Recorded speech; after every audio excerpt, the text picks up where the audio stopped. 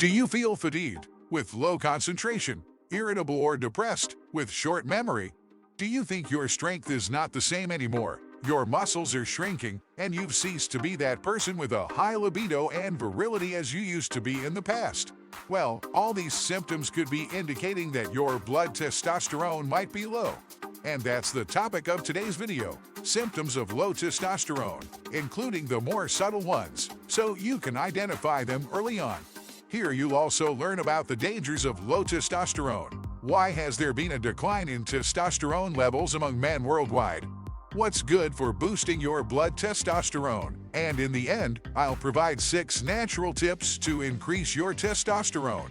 So, stay until the end. But before that, go ahead and like the video, subscribe to the channel so you don't miss out on our health tips, and hit the notification bell to receive updates. It's also very important for you to share this knowledge with your friends and family, because when it comes to your health, our health is worth sharing. So, go ahead and share it. Tell me, do you think your testosterone is low, or are you certain of it? Where in the world are you from? Write it down below. Let's go. First, I have to mention that symptoms of low testosterone can occur at any age, including in teenagers, adults, and the elderly. So, if you're young and you're feeling this, it could be symptoms of low testosterone. You don't have to be older for it to happen to you. One of the data points that recently shocked me the most was seeing this graph of the decline in testosterone levels in men from the year 2000 onward. Pay attention. What we observe is that a man around 20 years old had his peak testosterone levels, which declined with age. What catches my attention is that today, a man in his 20s has lower testosterone levels than the average for 60-year-old men 15 years ago. And it's not that 2006 represented the peak of men's testosterone levels. On the contrary, historical data shows that from 1970 until the 2000s, there was a significant decline in male testosterone levels. So, this decline is not recent and is very concerning. Why is it concerning? What does testosterone do? Testosterone is the primary male hormone. During adolescence, it develops male characteristics: deep voice, body hair, beard, muscle strength. It also stimulates the growth of sexual organs, strengthens bones, and is essential for reproductive function, as it boosts sexual desire and sperm production.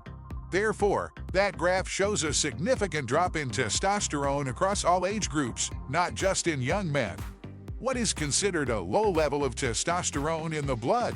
It depends on age, but according to the American Urological Association, a blood testosterone level below 300 nanograms per deciliter is considered low for adults. As I mentioned, testosterone naturally decreases with age. It peaks around the 20s, and from the age of 40 onwards, men lose an average of 1 and 2% of their blood testosterone per year. And what are the signs and symptoms of low testosterone? What should you watch out for that might indicate a problem with your body? First, low sexual desire. That young adult who prefers to stay with his video games has low libido.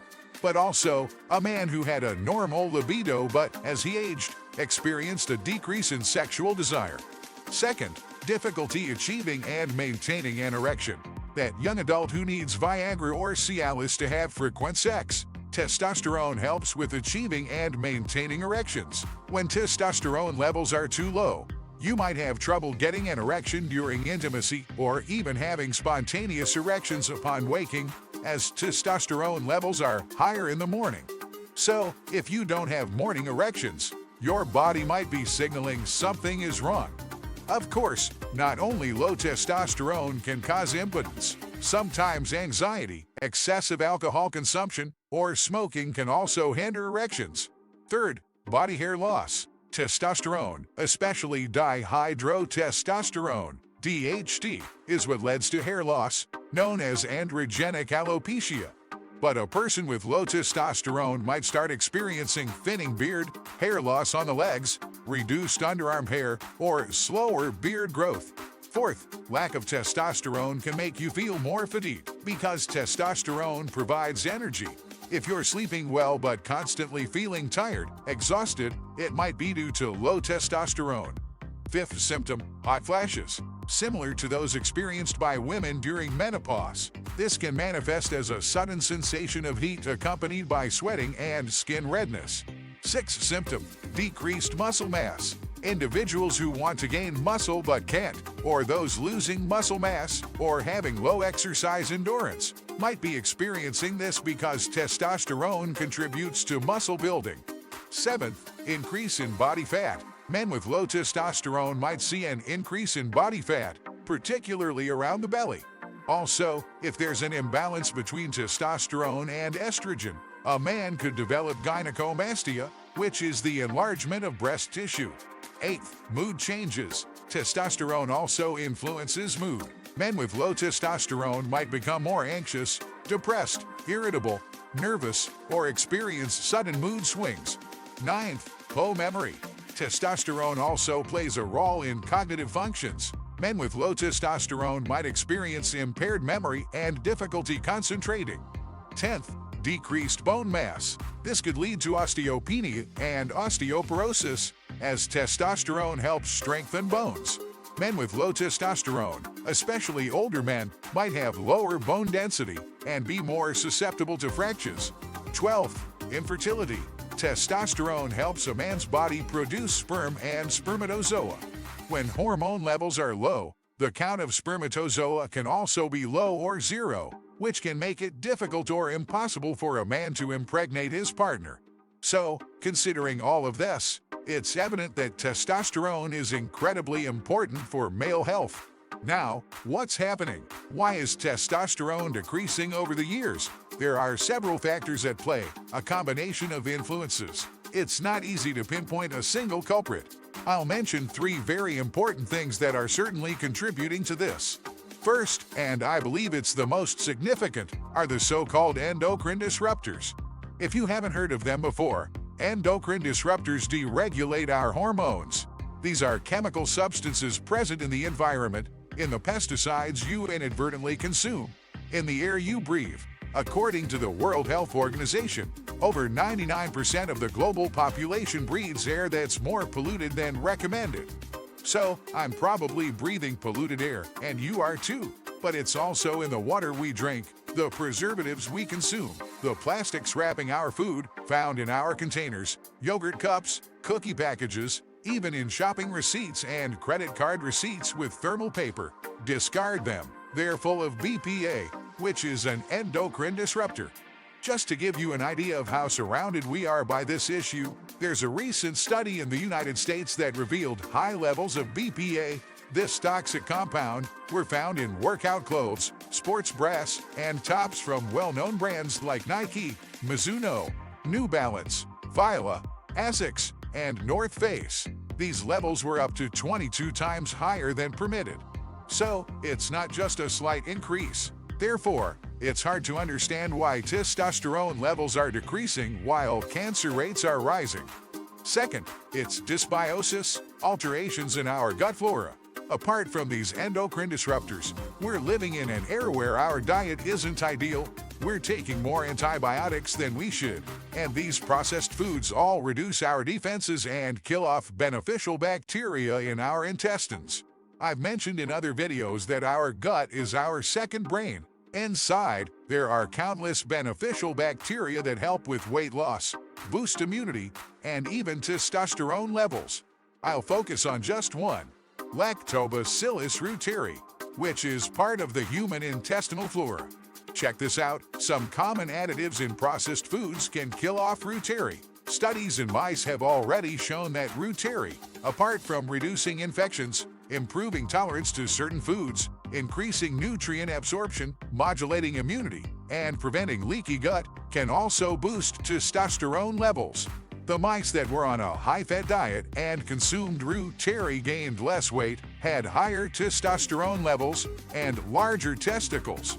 Could this intestinal dysbiosis also be contributing to this decline in testosterone? And of course, lifestyle habits also influence testosterone. If you're sedentary, it will worsen testosterone. If you're overweight or obese as well. If you sleep poorly. If you're pre-diabetic or diabetic, too. So, since we can't avoid all endocrine disruptors and everything that affects our gut flora, we have to try to focus on what we can improve. So, how can we improve our testosterone levels? What are the 7 tips? Tip number 7, maintain your ideal weight. This is one of the most important things you should do. Why? Because fat affects your testosterone, especially belly fat. It increases an enzyme called aromatase, which converts the testosterone produced by your testicles into estrogen. That's why slightly overweight adolescents might have a higher pitched voice and develop gynecomastia. They need to lose weight and not replace testosterone because it will be converted into estrogen. So, low testosterone and higher estrogen levels can increase fat deposition in typically female areas like breasts, hips, and thighs. Tip number 6, avoid diabetes. By maintaining your ideal weight, you'll reduce your risk of prediabetes and diabetes. If you have altered blood sugar or insulin resistance, work on reversing it. Both obesity and diabetes increase the risk of low testosterone. A study showed that 30% of overweight men had low testosterone, compared to just over 6% of those with a normal weight, and almost 25% of men with diabetes also had low testosterone. Tip number 5, exercise. In the case of low testosterone, the most effective exercise is weightlifting, building muscle mass. So, a combination of aerobic training and weightlifting boosts testosterone production. But if you don't enjoy lifting weights, any exercise works, as studies show that men who exercised regularly were less likely to have low testosterone levels than sedentary individuals. Tip number 4, get enough sleep. Last week, I had a patient whose testosterone dropped after having a small child, and the doctor decided to prescribe testosterone. It's not the right approach. Most of the body's testosterone is produced during deep sleep, especially during REM sleep. If you sleep poorly or wake up frequently during the night, your testosterone tends to decrease. So, aim for better sleep, getting 7 and 9 hours per day to improve this. Tip number 3, limit alcohol consumption. Alcohol reduces testosterone, especially if you overindulge. Frequent and heavy alcohol consumption can increase estrogen levels and convert more testosterone into estrogen. Moreover, it increases cortisol, which also suppresses testosterone. Tip number 2, manage stress. Most people are dealing with a lot of stress these days. Stress increases cortisol levels, which can suppress testosterone. On the other hand, people with more confidence might have higher testosterone levels. There's even a Harvard study suggesting that adopting a more confident posture, like a power pose, can impact your testosterone and cortisol levels. It's somewhat controversial, but it won't hurt to try. Tip number 1, eat real food. Certain foods can worsen your testosterone levels, especially highly processed ones. Instead, start consuming foods that can boost testosterone production, such as fatty fish, which are good sources of zinc, vitamin D, and protein, all crucial for maintaining healthy testosterone levels. Avocados contain healthy fats that support hormonal health and also provide boron, which, like zinc, can benefit testosterone levels. Eat plenty of vegetables, especially dark leafy greens rich in magnesium, which helps with testosterone production. Fruits are also important due to their antioxidants that combat inflammation. Besides avocados, another helpful fruit is pomegranate, which has studies showing it can protect Leydig cells responsible for producing testosterone, thus potentially increasing testosterone levels. And, of course, discuss with your doctor whether testosterone replacement is necessary. Your doctor will weigh the risks and benefits. Even if your levels are low and you have symptoms, hormone replacement isn't always the first option. If your doctor can identify the source of low levels, for instance, weight gain, hypothyroidism, significant stress, insomnia, or a specific medication, many drugs can affect testosterone levels. They may aim to resolve that issue first. As I mentioned, often controlling diabetes, treating hypothyroidism, losing weight, exercising, getting good sleep, and maintaining a healthy diet can help normalize your levels.